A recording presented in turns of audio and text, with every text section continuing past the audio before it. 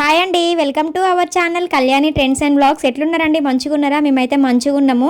So నిన్న మంగళవారం రోజైతే అత్తమ్మ ఎల్లమ్మ తల్లికి అయితే ఒక్క పొద్దు ఉందన్నమాట. ఊర్లలో ఎల్లమ్మ తల్లికి ఉగాది ముంగట ఒక్క పొద్దు అయితే ఉంటారండి.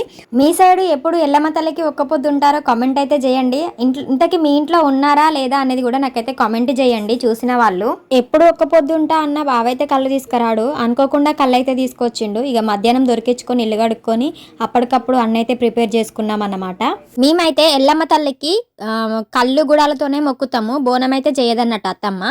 సో కళ్ళు గుడాలు అట్లనే కుడుములు కూడా చేస్తుంది. పిండి కూర కూడా ఇంపార్టెంట్ అనమాట. పిండి కూర అంటే పల్లీలను వేయించి అందులో ఎండు రొయ్యలు వేసి అయితే చేస్తారనమాట. పొయ్యి మీద ఏం పెట్టరు, జస్ట్ వాటిని మిక్సీ పట్టేసి కొంచెం వాటర్ వేసుకొని రొయ్యలు అయితే వేస్తారు. సో ఇట్లా చేసి దేవుడికి అయితే సమర్పిస్తారనమాట. సో అత్తమ్మ అయితే 5 పడులు పెట్టిన తర్వాత దీపం అయితే పెట్టేసింది ఎల్లమ్మ తల్లికి. మాకైతే గోడెల్లమ్మ ఉంది కాబట్టి గోడకి బొట్లు పెట్టి పూజ అయితే చేస్తామన్నమాట. సో అట్లనే మన పడులు పెట్టిన పడులలో పెరుగు అట్లనే కొంచెం పాలు కూడా పచ్చిపాలు అయితే వేసుకుంటారు. ఆవు పాలు, కుడుక, పోక, ఖర్జూర పండ్లు అయితే పెట్టి సమర్పించేసి దేవుడికి అయితే దండం పెట్టేస్తుంది అత్తమ్మ. సో అట్లనే ఊదు మైసాచి కూడా తీసుకొచ్చి నిప్పుల్లో వేసి పొగ అయితే వేస్తుంది అనమాట బోనంలకి అమ్మవారికి. అలా వేసిన తర్వాత మొక్కుకొని దేవుడికి అయితే కొబ్బరికాయలు అయితే కొట్టుకుంటాము.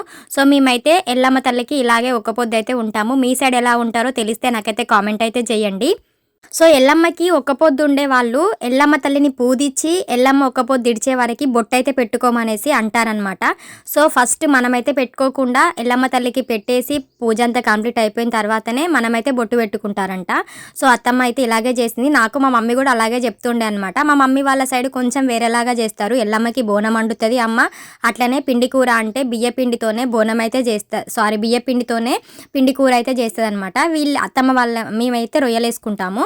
వాళ్ళైతే అమ్మ వాళ్ళైతే ఎండు చేపలు వేస్తారనమాట.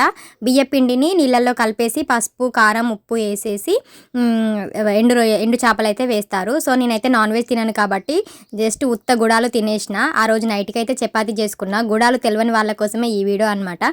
సో గుడాలని ఆ రోజు కాకుండా నెక్స్ట్ డే రోజు మళ్ళీ వాటిని అయితే కొంచెం వాష్ చేసేసుకొని నేనైతే పోపు అయితే పెడుతున్నాను అనమాట. సో చాట్ లాగా చాలా బాగుంటుంది.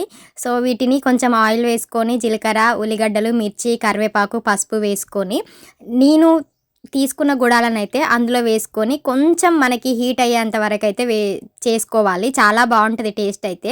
దీంట్లో మనము నిమ్మకాయ వేసుకుంటే సూపర్గా ఉంటుంది. ఇవన్నీ వేసాను కానీ ఒక ఐటెం అయితే వేయడం మర్చిపోయినా.